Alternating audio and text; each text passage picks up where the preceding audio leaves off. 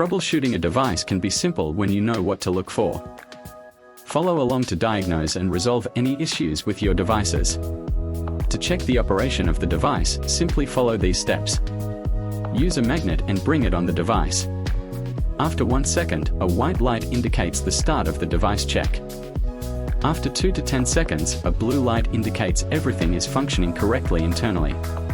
A red light indicates an internal issue with the device. Please contact us for assistance. Use the reset cable to both charge the device and force a reset if needed. When you disconnect the reset cable, the green LED lights up after 5 seconds. After use, observe the device to see if there is connectivity. If a Locator One is not working properly, check the housing for damage.